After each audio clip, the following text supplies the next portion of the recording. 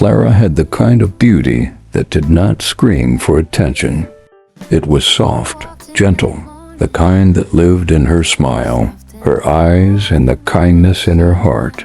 When Clara was 9 years old, her mother died from an illness that drained the life out of her slowly.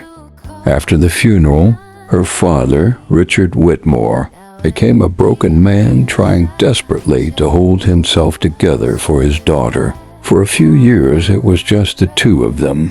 He braided her hair terribly every morning, burned pancakes almost every Sunday, and kissed her forehead every night before bed.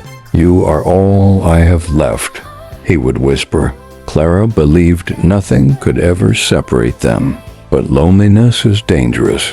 2 years later, Richard married a woman named Victoria Holly, a beautiful woman with polished smiles and cold eyes. She arrived with her 2 daughters, Amelia and Sophie. At first, they pretended to love Clara, but some people only wear kindness like perfume. Eventually, the scent fades. The moment Victoria officially became Mrs. Whitmore, everything changed. Clara's room was taken from her. "This room is too large for one girl," Victoria said coldly. Amelia moved into Clara's beautiful bedroom while Clara was pushed into a tiny attic that smelled of dust and rainwater.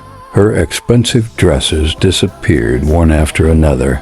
Victoria claimed they were too childish, but Clara later saw Amelia wearing them. At dinner, they mocked her accent, mocked her hair, mocked the way she laughed. "You look like a servant," Sophie would sneer, and slowly, that was exactly what they turned her into. By 16, Clara cooked, cleaned, washed clothes, and polished floors while Amelia and Sophie attended parties in silk gowns. Sometimes Clara would stare at herself in the mirror and barely recognize the girl looking back.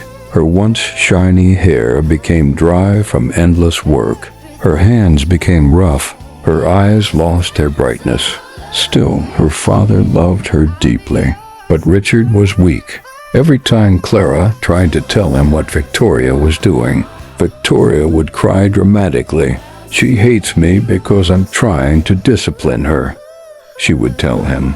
And Richard, exhausted from work and emotionally manipulated, would simply sigh. "Please try to get along, Clara." Those words broke her heart more than any insult, because the one person who loved her never truly protected her. Then tragedy struck.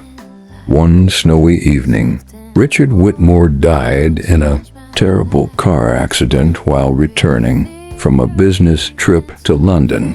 Clara's world shattered. At the funeral, she cried so hard she could barely breathe. But Victoria stood beside her in elegant black clothing without a single tear.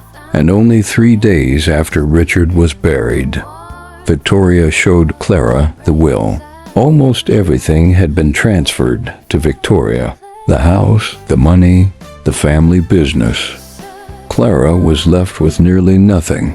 "You are lucky I'm even letting you stay here," Victoria said. From that day forward, Clara's suffering became unbearable. She woke before sunrise every morning, scrubbed floors until her knees bled, was forbidden from eating with the family. Amelia and Sophie treated her like dirt beneath their shoes. Sometimes they invited their wealthy friends over just to humiliate her. "This is our maid," Amelia laughed once, while Clara served tea.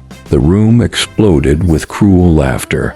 Clara stood there silently, holding the tray while tears burned behind her eyes. One evening, Sophie took scissors and cut chunks of Clara's hair while she slept. "You were starting to look pretty again," Sophie whispered cruelly. Clara cried the entire night, not because of her hair, but because she realized nobody in that house saw her as human anymore. Years passed. Then one autumn, the city became obsessed with one man, Alexander Laurent, a young billionaire entrepreneur from Paris. who had recently moved to England to expand his company. Alexander was handsome, intelligent, calm, and mysterious. Every woman wanted him, especially Amelia and Sophie. The sisters spent hours competing for his attention, buying expensive dresses, practicing fake accents, pretending to be classy. Victoria encouraged it eagerly. "Whoever marries Alexander will secure this family forever," she said. One evening, the Laurent family hosted a grand charity gala. The invitation arrived in a gold envelope. Amelia and Sophie screamed with excitement, but Clara was forbidden from attending. "You?" Amelia laughed. "You'd embarrass us." So Clara stayed home while the others left in sparkling gowns. That night, rain poured heavily outside. Clara sat alone near the fireplace, sewing a torn sleeve on one of Amelia's dresses. Then, suddenly, a knock came at the door. She opened it slowly, and standing there, soaked from the rain, was Alexander Laurent himself. His car had broken down near the estate. For a moment, Clara froze, not because he was famous, but because no man had ever looked at her with such gentleness before. "I'm sorry to disturb you," he said softly. "May I wait inside until my driver returns?" Clara nodded nervously. She made him tea, gave him a towel, and apologized repeatedly for the house being messy. Alexander watched her carefully, noticed the sadness hidden behind her smile, the bruises on her wrist, the exhaustion in her eyes. "You live here alone?" he asked. Clara hesitated, then quietly replied, "No, I just don't belong here." Something about those words stayed with him. When Victoria and the girls returned hours later, they were shocked to find Alexander sitting comfortably beside Clara.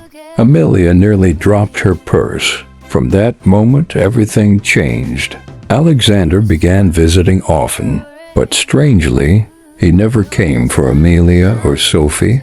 He came for Clara. They would talk for hours in the garden about books, pain, dreams, loneliness. For the first time in years, Clara felt seen, truly seen. The sisters grew furious. "This makes no sense." Sophie screamed one night. Victoria became desperate. She accused Clara of manipulation, locked her inside the attic during one of Alexander's visits, even spread rumors that Clara was mentally unstable. But Alexander was not foolish. One evening, he arrived unexpectedly and witnessed Victoria slap Clara across the face. The entire house went silent. Alexander's eyes darkened with anger. "How dare you?" he said coldly. Victoria immediately began pretending to cry. But this time, someone finally saw the truth. And for the first time in her life, someone defended Clara.